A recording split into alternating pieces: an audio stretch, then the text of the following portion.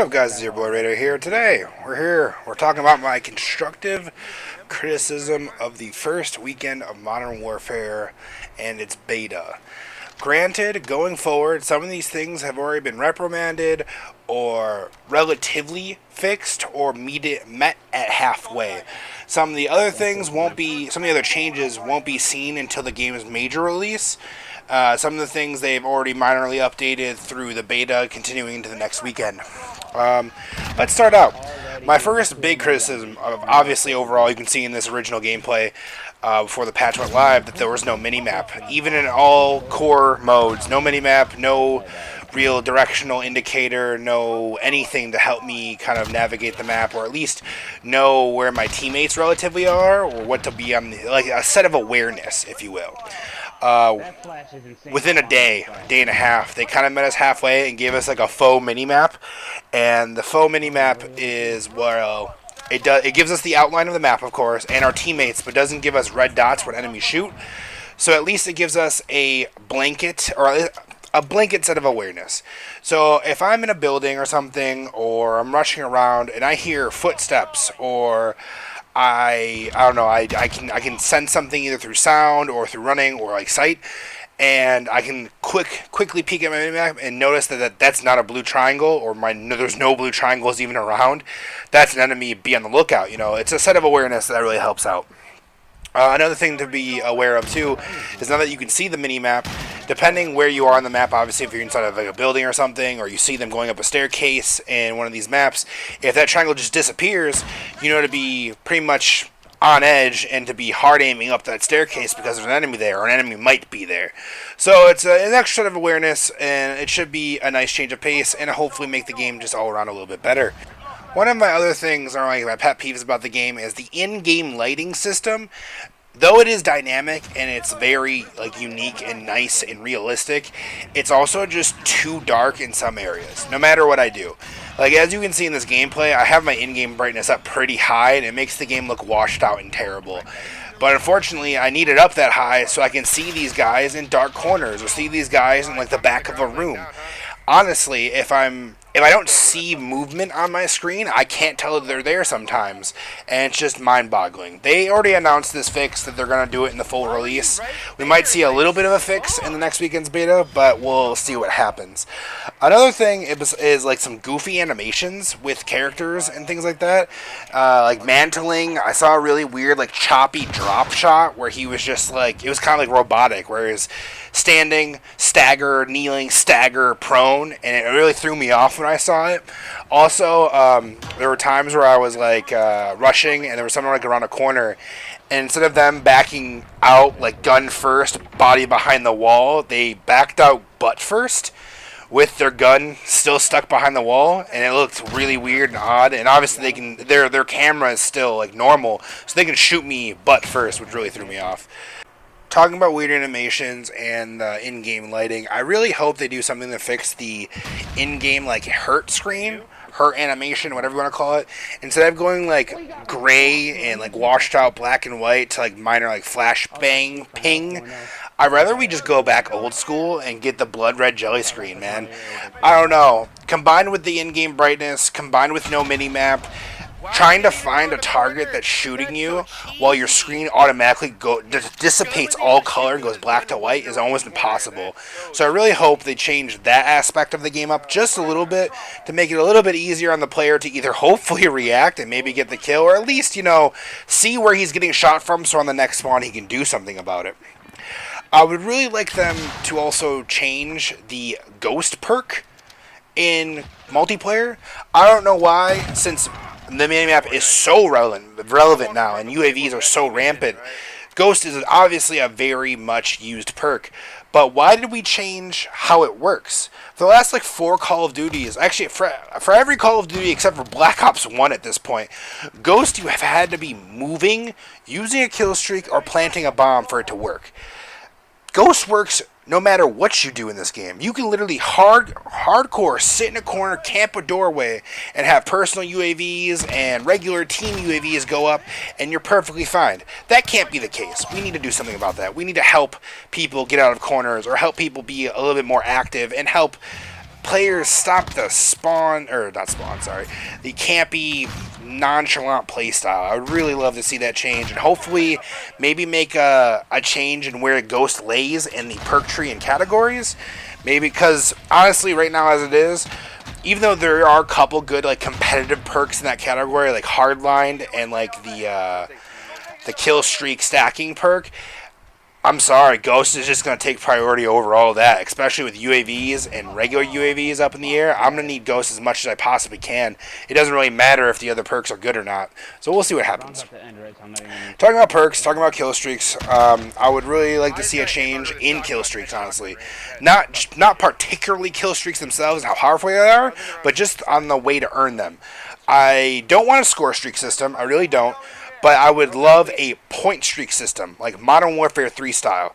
I'm talking about if I'm playing Domination, I'll go and capture the C flag. That's 1 point. That's 1 point towards a UAV.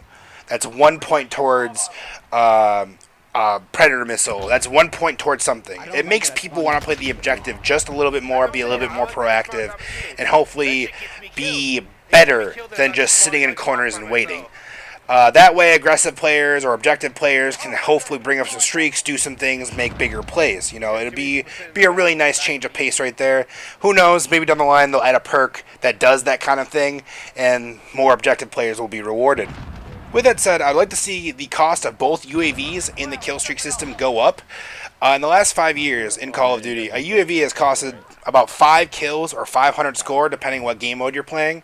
And this Call of Duty, which has the fastest time to kill in a very long time, and how the UAV or the mini-map is so much needed now to be able to pinpoint enemies and not be caught off your flank, there's going to be a lot more UAV spam and a lot more players running it.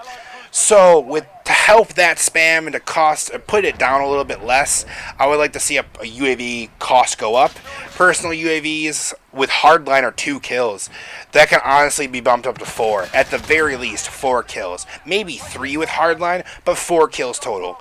A team UAV, like we have it now, should be standard 5 kills. 6 kills, maybe, and then Hardline bumps it down to 5 kills. These are just little things I would like to see just to help balance the game out a little bit more, so it's not as spammy, so it's not as ridiculous, so maybe people aren't as reliant on Ghost as they need to be right now. And looking forward, I hope they make some gun changes, honestly. DMRs are a little bit outclassed in every category, and even LMGs I think are really outclassed in every category. The DMRs are 2 to 3 shots to kill, which sounds really good, right? But every weapon is 2 to 3 shots to kill, so it becomes much less impressive overall. In comparison, looking at the M13 assault rifle, that thing is a laser and it melts. The M14, however, DMR, jumps like a mule is trying to kick me in the chest. It has super explosive flare at the end of the barrel. It's almost like a niche weapon or a very difficult, hard to use.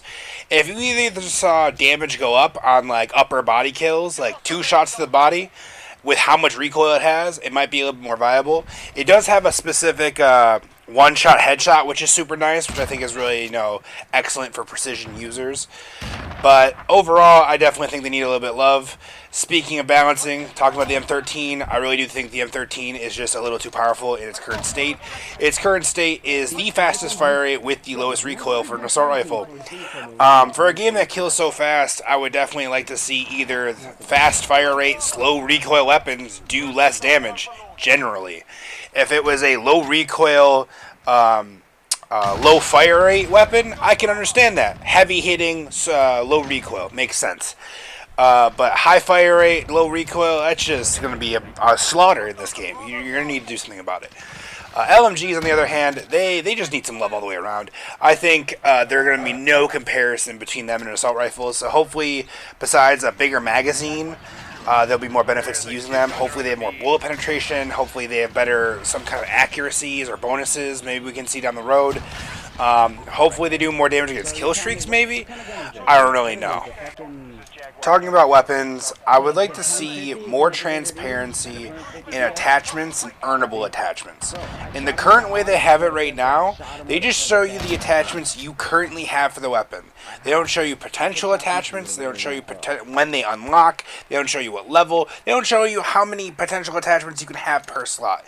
And I really think that's a detriment. I would love to maybe use not a particular meta weapon, looking at you, double barrel shotgun, and grind towards a potential build I would enjoy to play or enjoy to use to make the gun fun for me, instead of just like what I thought was happening. We were just locked out of certain attachments until the full release came out. Hopefully during the full release they will show all the attachments currently on the gun, regardless of when you unlock them. And so you can potentially build the weapon in your head or, mentally before you actually unlock it. It'd be a nice thing, just convenient thing for me to see. A little bit of weapon crafting, if you will. Last thing on the docket, last thing on the list, last thing for this video is spawns. Spawns and spawning logic.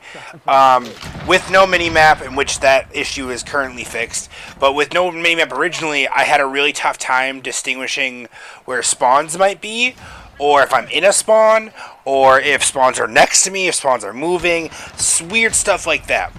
And spawns currently, right now, I think work one of two ways. They work and depending the map, obviously. On the smaller map, I forgot what it was called. It was like the desert cave map. You spawn in like one of two areas. But I also found myself spawning directly next to teammates, regardless of where the enemy was. And regardless if the enemy had us trapped in a circle. So I hope they change spawn logic, at least in smaller team game modes. I don't know if they necessarily want the area back, or if they really do want you to spawn directly on teammates. But it's not good for me. It gets me killed a lot. I mean, I complain about Black Ops 4 spawns a lot when I played that, but they gotta change something.